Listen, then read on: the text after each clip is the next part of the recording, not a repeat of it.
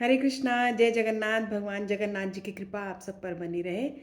श्री श्री जगन्नाथपुरी धाम में जगन्नाथ जी के श्री मंदिर में पार्वती माता विराजती हैं विमला देवी के रूप में। क्या कारण है?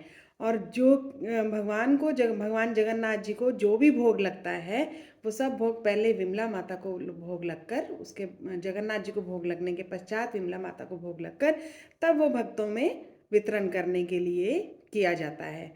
तो उसका क्या कारण है, आज हम उसी कथा का श्रवण करेंगे। नारद मुनि को एक बार इच्छा हुई कि उन्हें अपने भगवान विष्णु जी का महाप्रसाद, जो उन्होंने प्रसाद पाया उसके बाद उनका प्रसाद उनको पाने की इच्छा हुई। तो नारद मुनि जो हैं वो भगवान के अत्यंत शुद्ध भक्त हैं। हर समय उन वे वीणा लेकर भगवान का जप करते रहते हैं। तो उन्होंने लक्ष्मी जी से अपनी इच्छा प्रकट की, माता लक्ष्मी जी से इच्छा प्रकट की। लक्ष्मी जी ने बोला, नहीं, ऐसे इतनी आसानी से भगवान का महाप्रसाद नहीं मिल सकता, मैं ठाकुर जी से पूछकर आपको बताऊंगी। तो उन्होंने भगवान से उनसे पूछा कि ऐसे ऐसे आपका एक भक्त है, शुद्ध भक्त नारद मुनि, वो आपका प्रसाद पाने का इच्छुक है, तो क्या क्या किया जाए। तो भगवान ने बोला, चलो कोई बात नहीं, थोड़ा प्रसाद उसको दे दिया जाए। तो लक्ष्मी माता जी ने थोड़ा प्रसाद नारद मुनि को ला कर दिया। उन्होंने जब वो प्रसाद ग्रहण किया तो उनके तो आनंद का पारावार नहीं रहा। वो इतने प्रसन्न हुए कि वो भगवान का नाम जप करते हुए त्रिलोकी में घूमने लगे।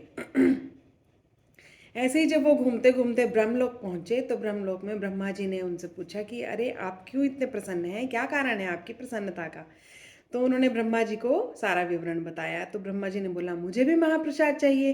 तो उन्होंने नारद मुनि के हाथ में देखा, थोड़ा प्रसाद का कण लगा हुआ था। उन्होंने वो प्रसाद ग्रहण कर लिया। तो इसी प्रकार घूमते घूमते जब वो कैलाश पर्वत की ओर गए तो शिव जी ने पूछा, अरे, आपकी प्रसन्नता का क्या कारण है, आप इतने प्रसन्न कैसे हैं। तो नारद मुनि ने सारा विवरण बताया कि माता लक्ष्मी जी से के द्वारा कैसे उनको भगवान का महाप्रसाद प्राप्त हुआ है। तो उन्होंने भी उनके हाथ में देखा तो थोड़ा प्रसाद लगा हुआ था, उन्होंने वो ले लिया। जब माता पार्वती ने ये उनका वार्तालाप सुना तो उन्होंने उन्होंने आके बोला कि मुझे भी महाप्रसाद चाहिए। तो लेकिन अब तो महाप्रसाद था ही नहीं, अब नारद मुनि के हाथ में भी कहीं पे कोई महाप्रसाद नहीं था। तो वो बहुत रुष्ट हुई शिव जी से कि आपने अपने आप महाप्रसाद ले लिया, मुझे क्यों नहीं दिया महाप्रसाद। तो बहुत रुष्ट हो गई। तो अब नारद मुनि ने बोला, अब क्या किया जाए, अब तो हमें विष्णु जी के पास ही जाकर वो ही इसका कुछ कर सकते हैं हल। तो वहाँ पर गए तो विष्णु जी ने बोला माता पार्वती को, आप चिंता मत कीजिए, कलयुग में जब मैं जगन्नाथ जी के रूप में अवतरण लूँगा इस धराधाम पर, पृथ्वी पर, तो आपको सबसे पहले जो मैं भोग लगाऊंगा वो भोग आपको, सारा भोग आपको ही लगेगा, उसके बाद ही सब भक्तों को वो दिया जाएगा। तो भगवान ने, जगन्नाथ जी ने यही इच्छा प्रकट की थी कि मेरे हाथ कभी सूखने नहीं चाहिए। तो अब हर समय यहाँ जगन्नाथपुरी धाम में भगवान को पूरा दिन भोग लगता रहता है। भगवान कुछ थोड़े से पल के लिए ही, कुछ समय के लिए ही विश्राम करते हैं, नहीं तो पूरा दिन भगवान को भोग लगता है। और भगवान और जगन्नाथ जी, बलदेव जी, सुभद्रा महारानी जी भक्तों को दर्शन देते रहते हैं।